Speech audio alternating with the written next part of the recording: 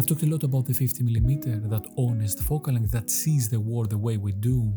But focal length is just a number until you actually feel what it does. Today I want to share a lens that genuinely surprised me. It's the almost 50mm equivalent on my Fuji X-T5, the Sirui Aurora 35mm f1.4, and it's been quietly giving me the image quality I've been chasing for quite some time. Sirui sent me this lens to test, but as always this review is completely independent. They haven't seen it before release, and everything you're about to hear is entirely my own experience.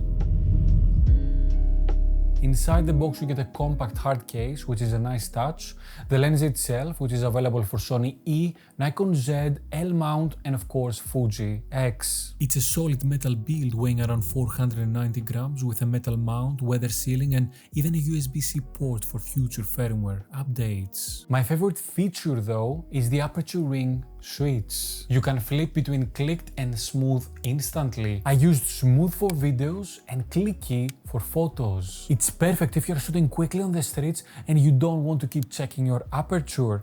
With each click you can feel the aperture change. It's a simple idea with a really good execution. It also includes an iris lock, autofocus manual focus switch, an autofocus hold button and a smooth focus ring. The package also includes a rubberized lens hood which locks securely in place with a button to unlock it. It's a small detail, but after using multiple budget lenses with flimsy hoods, this feels premium. Build quality is one thing, but how does it actually perform in the streets? Let's test that.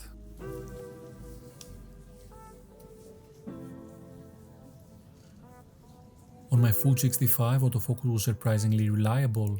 It's fast, silent, and while focus transitions can feel slightly abrupt, it performed well out in the streets. For still, street, or portrait work, I found it to be reliable.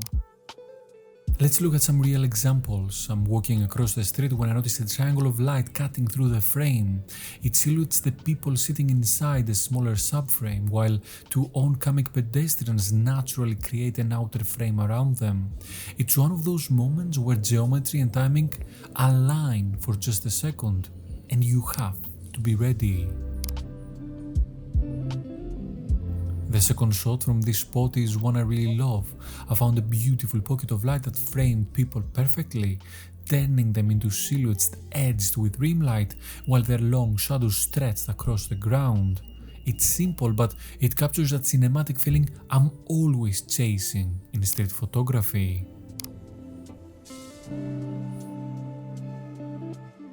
Autofocus is alright, but how about the image quality? At f1.4, image quality is already sharp in the center with good contrast and a cinematic fall-off. Stop down to f2 and it becomes razor sharp. By f4 to f5.6 it's consistent edge to edge. Wide open you will see vignetting and a hint of chromatic fringing on the side, but they clear up gradually once you stop down from f2 to f5.6. Close focus distance is 35 cm, giving you dreamy subject separation with beautiful elliptical soft bokeh. If you keep some distance from your subjects though, it feels clean and doesn't distract. Moving on to a few more examples from the field. Here I framed a woman inside the cafe, drinking her coffee as a single line of light cut across the window, illuminating only her sunglasses. It's a subtle scene, but that small highlight becomes the story.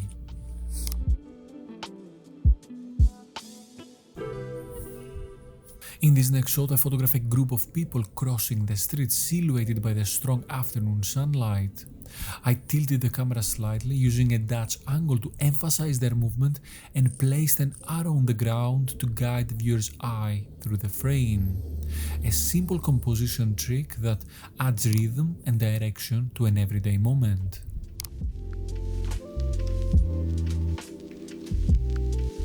If you're enjoying the video so far, hit the like button and consider subscribing with a bell. So technically, it delivers, but what about creatively? How does it actually feel to shoot with? I've used the Aurora mostly for street photography, and it's been quite enjoyable. It's not a small lens, it's a big lens. but it has balance. The extra weight gives it some substance and stability. And that fast aperture opens creative possibilities both in low light and portraiture. It's a lens that feels confident in your hand, and you do feel confident with it. Back with a couple more examples from the field. Here I photographed a crowded alley shooting once again directly into the sun. I focused on the long shadows stretching across the ground and the rim light outlining its figure. That glow that separates people from the chaos and gives the whole scene a sense of warmth and energy.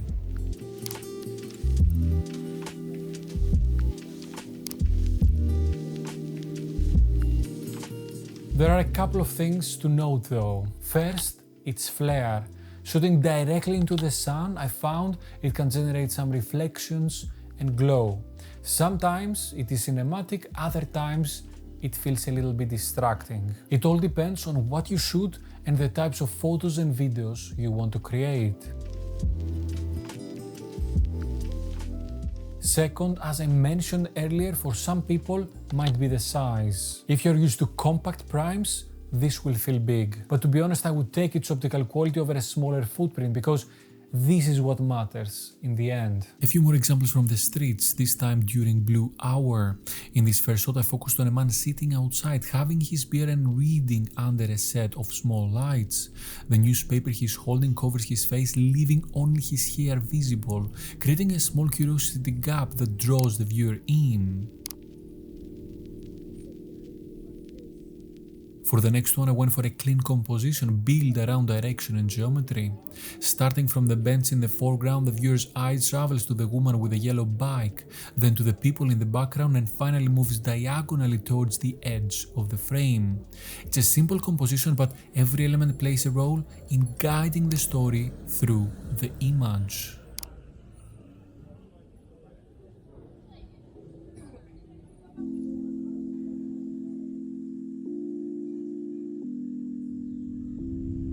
So who is this lens for?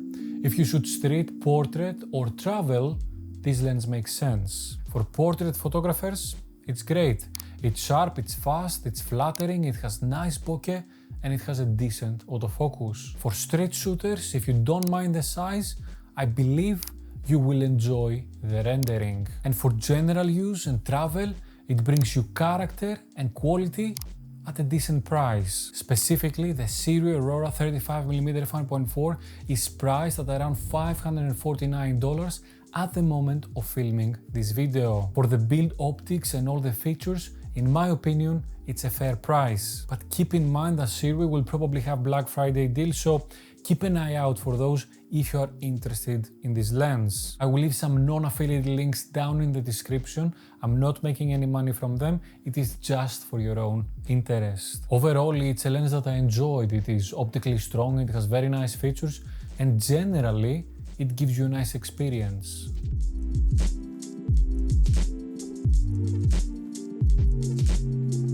What do you think of this lens? Have you used it before or are you thinking of getting it?